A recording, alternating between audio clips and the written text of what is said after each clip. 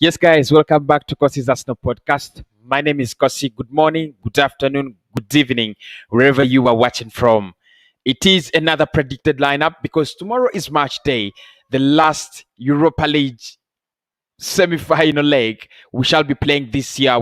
The last, Europa League semi-final we shall be playing this season. Mikel ARTETA needs to get it right. All of us know that. Everybody understands that ARTETA has to get it right.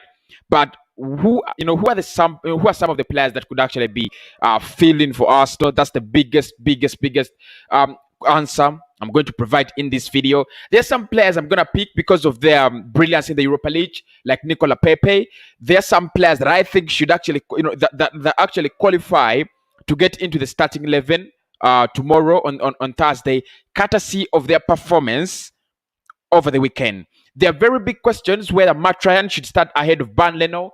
And I need you people to tell me, should we start Matt Ryan, instead of Ban Leno? There's a big question there. What centre-back partnership should be appearing for Arsenal on that day? Because it's going to be a very, very tense game. It's going to be all eggs in one basket. Not all baskets, but all eggs in one basket. And we have pushed it at the Emirates Stadium. We need a 1-0 win. A 1-0 win is just enough. 2-0 win is just enough for Arsenal to go through. We have seen it over the weekend. We beat Newcastle 2-0. That means we can keep a clean sheet, first and foremost. It also means we can score at least 1 or 2 goals, in a game. So the Newcastle game, like I said, it did us a world of good, in terms of our confidence, in terms of, how we could actually line up and so much. We've seen players like Aubameyang come back. We've seen players like, David Louis come back. I don't know whether Louis will be fit for this game. We are still waiting for the match fitness report and Mikel Arteta's press conference to see whether David Louis will be playing in this game or not. So I'm going to go with my predicted lineup based on those two things. First and foremost, the way players have been performing in the Europa League, players like nicolas Pepe, players like Saka, and the way players performed over the weekend. I'll try to get some players from that weekend team and try to make a team that will make you people satisfied, will make me satisfied, and I also think a team that can actually get us through to the finals. Let us get the party started. But before we do that, hit the subscribe button if you're new to the channel.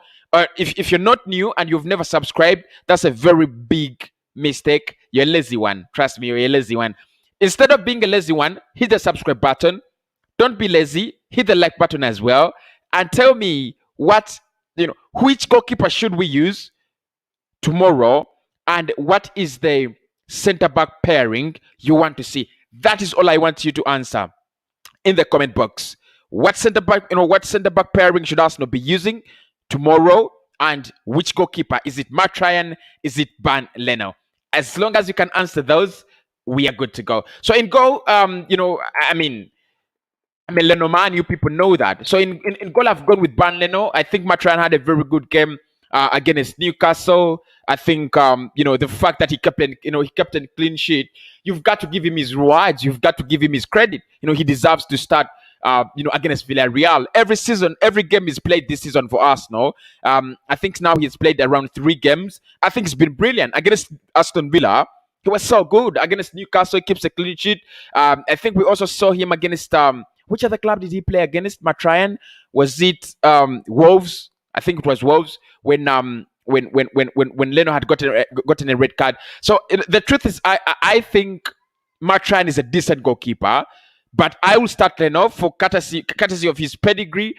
He's played in the Europa League. He knows, the competition. And I think we have had all these panic moments in games against Benfica, against Olympiacos, and Leno has been there. So it's not going to be the first match. He is in goal. And Arsenal is under pressure in the Europa League, especially this season. So I know he knows what to do. He has had a couple of mistakes as a player this season. I've been fuming at him. I've been so mad at him. But at the end of the day, I'll take him as my first choice goalkeeper on Thursday against Villarreal. If you're voting for Leno, let me know in the comment box. Just say Leno. It's all. Just say Leno. If you're team Matt Ryan, just say team Matt Ryan, and that's all. In the centre back pairing, We have not yet confirmed if David Luiz is back, because it looked like he got an injury. I don't know why Mikel didn't give him just 45 minutes, because as a wise manager, and I don't want to pick out on Mikel at this point in time, but for me, a wise manager, you give Luiz 45 minutes, because you just want him to get back. You just want to give him that much fitness. As soon as he gets in the pitch, warms up a little bit for 45 minutes, put him off, keep him for the Villarreal game. I expect that from a brilliant manager. But Mikel decided to give him, longer and longer minutes until he got injured. So the centre back pairing I'm actually going to go with is one that's quite disappointing, but I have nothing to do. I'm going to go with Gabriel. I'm going to go with Gabriel and Rob Holding. I don't know that you people will agree. You just try to select them around here. So I've gone with Gabriel Magalhaes, and I'm also going to go with, of course, Rob Holding is now, a sure start for if Luiz is out. So Holding becomes a sure start. I've gone with Gabriel and Rob Holding. I know these two have been so poor together, and in the last video, in the first leg, we voted against them, and we voted for Pablo Mari and Rob Holding. I think they let us down. They were very, very disappointing. Very disappointing. And I was very disappointed with Pablo Mari on the first goal. Very disappointed. So I'll go with Gabriel Magalhaes. I think the fact that he's played against Newcastle, and that's why I told you that some players are bring them on basing on their performance against the Newcastle game. So for me, Gabriel is one player that comes on courtesy of the Newcastle performance. So he comes on courtesy of the Newcastle performance. I'm giving him that. He starts with Rob Holding. Well, trust me, I'm not 100% sure that this centre-back pairing does not concede. I'm not sure about that. Because Rob Holding, if it is in the air, he's going to concede. I mean, in the last game, in the last leg against Villarreal, it was Rob Holding, courtesy of Rob Holding, that we conceded the second goal. His aerial, I don't know, dampness, his aerial, he's so poor in the air, very poor in the air. And I don't know why. Very poor in the air. He needs to work on that. But if David Luiz is not there, if Luiz is fit, I'm taking Luiz all day long.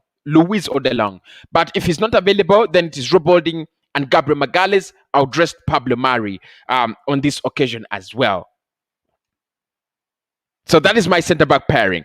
In the right-back position, Hector Bellerin didn't have a bad game against Newcastle. That's the truth. But however much I was contented with his performance, I'm going to go with Chambers. I've gone with Chambers in my right-back position. I think, you know what? You're not going to blame Chambers for not giving you 100% what a right-back should give you. Because the right backs you have at the club, including Cedric and Hector Bellerin, have failed to do their job right.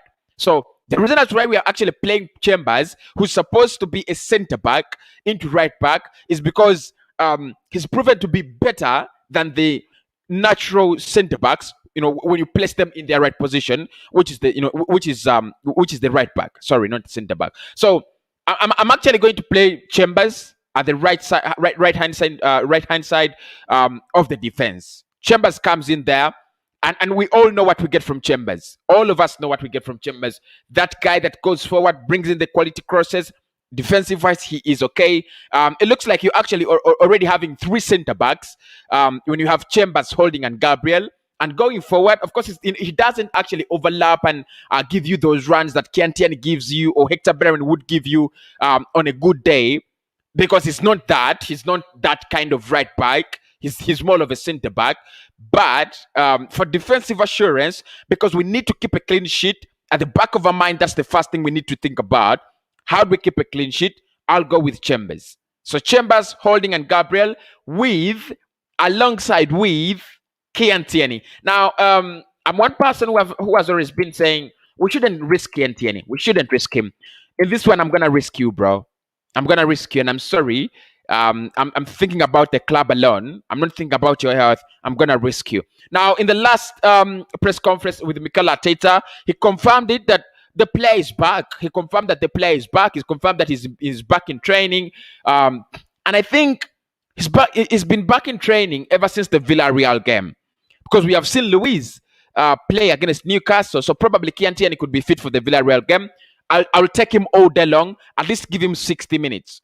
At least give him 60 minutes. Remember against Benfica, he scored that vital goal. Very vital goal. He's a very vital, integral part of Arsenal. Not only defensive wise, but also going forward. I think he's gonna release and create a lot of spaces for anyone playing on that left-hand side of the midfield, whether it is Pepe or Martinelli. If you're playing with Kieran Tierney, what he offers you going forward is exceptional, very very exceptional. So I will without a doubt, I'll take Kieran Tierney at least for 65 minutes to begin with, because I think we should kill this game in the first 65 minutes.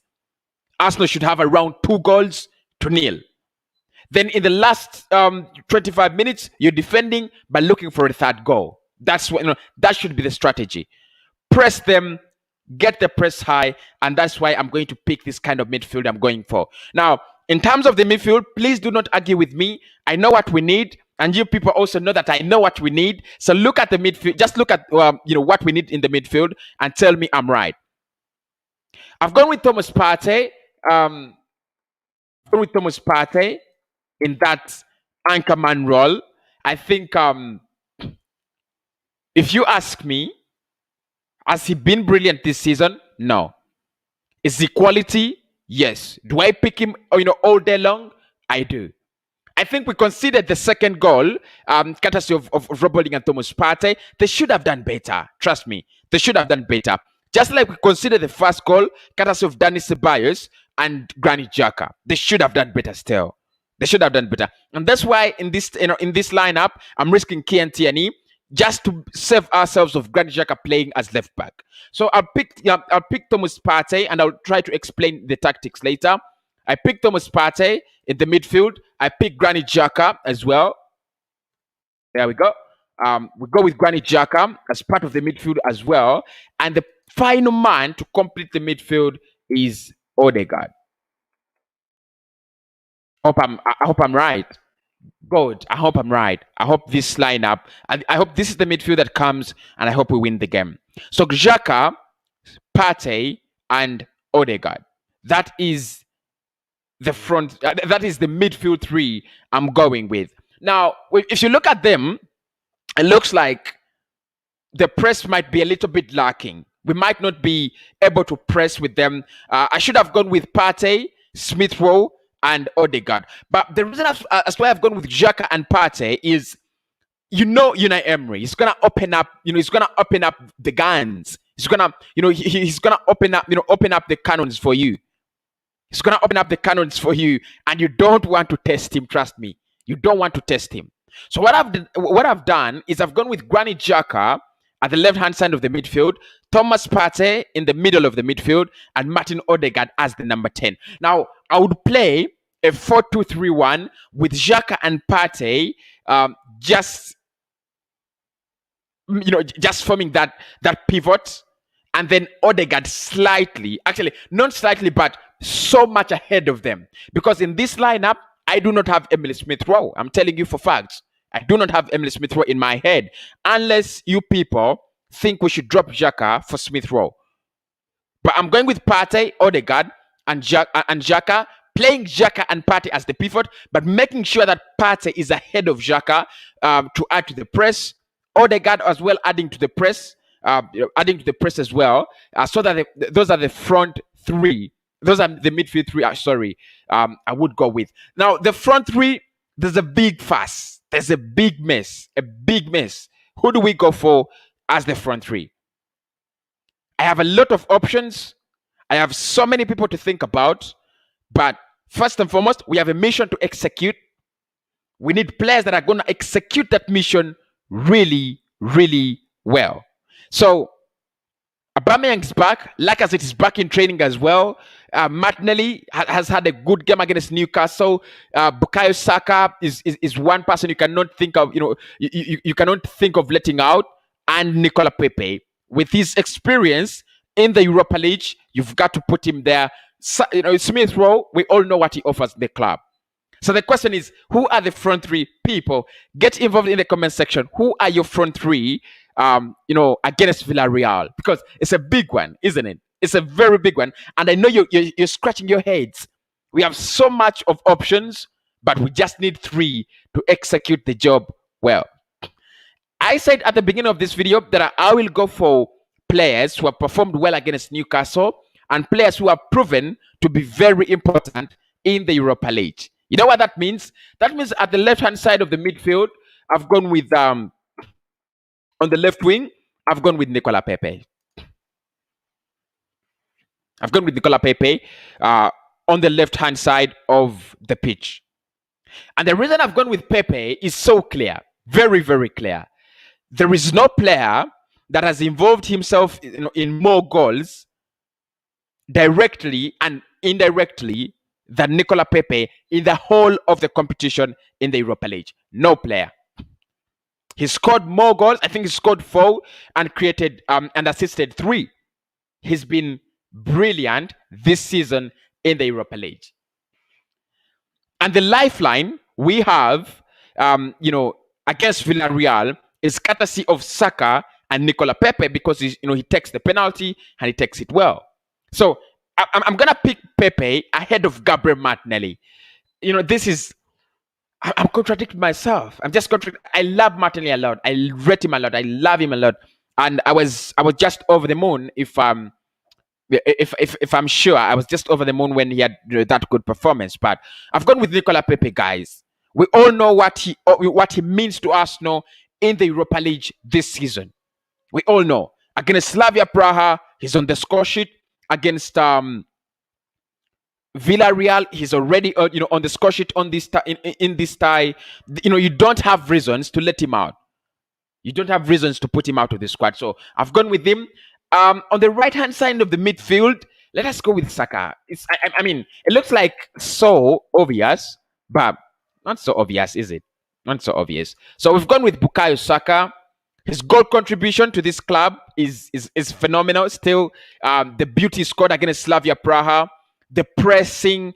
You know what? I feel a little bit stupid not playing Emile Smith-Rowe in this lineup, because the reason as to why I would love Emile Smith-Rowe to play in this lineup, there's a way he releases Nicolas Pepe and Bukayo Saka all the time, which Martin Odegaard does, but not as good as Smith-Rowe. Because what Odegaard gives you is he gets that ball, passes it, and comes for it. What Smith-Rowe does is passes, gives you that ball, and he's gonna run into spaces and create for you more spaces.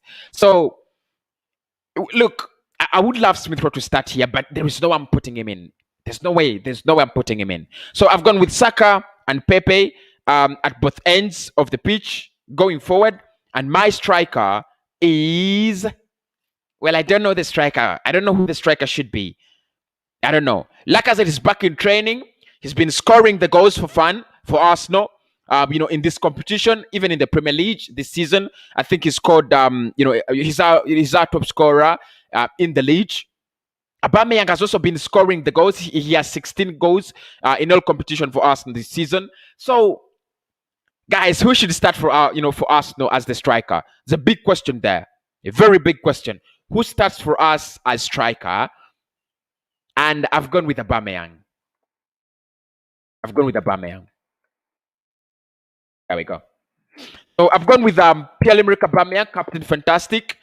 Like I said, I picked some players because of their performance over the weekend. I picked some players because of their performance in the Europa League. And I picked some players because of their general performance this season. So the reason I've gone with Leno is I think, he knows the competition. The reason I've gone with Gabriel and Rob Holding is we don't have any other option to Rob Holding if Luis is injured. I think Gabriel played well against Newcastle, and that's why I've given him a spot in this game, a spot in this clash. Kieran Tierney, the best defender we have in the league. Arsenal. I think we have better defenders in the league, like Ruben Diaz this season. But I think Tierney is the best defender we have at the club. If you're going to rate defenders, Chambers, he stands out. He outstands the competition from Bellerin and Cedric. Partey, what he offers the club, the quality he offers the club is undisputed. We know what Odegaard offers. We know what Granit Xhaka would offer playing next to Thomas Partey. The record of Nicolas Pepe in the Europa League, Bukayo Saka's record this season, and Aubameyang's contribution in finals, semi-finals, quarterfinals, and he is a lethal finisher. Look at that finish of the weekend and tell me Aubameyang doesn't deserve to start. You would be mad. Trust me, you would be 100% mad. You'd be 100% mad. So those are that is my starting lineup. That is my starting lineup, people. Tell me what you think in the comment box. Danny Ceballos isn't available. He got a red card. Yes. He's not available. He's not available. Good morning, Kosi. Good morning. How are you, Glenn, bro? I'm streaming because I can't upload. My internet literally can't upload. Pepe, Auba, and Saka. That's according to Mohit Kumal. Says that should be the front three. Pepe, Auba, and Saka. That's what I've gone with, bro. Thank you so much for tuning in early in the morning. I know you don't use to the morning stream, so we shall try to adjust. Auba,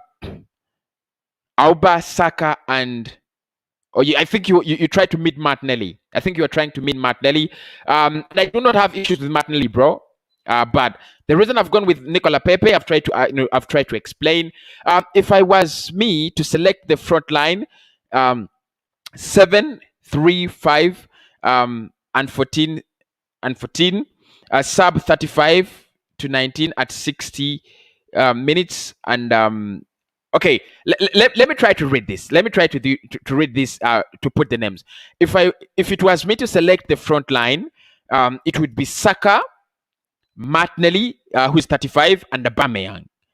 And then he says he would substitute Martinelli and bring on Nicolas Pepe, okay, at 60 minutes, and also bring on Lacazette for pierre-emerick Aubameyang, okay. Thank you so much, Kamwine.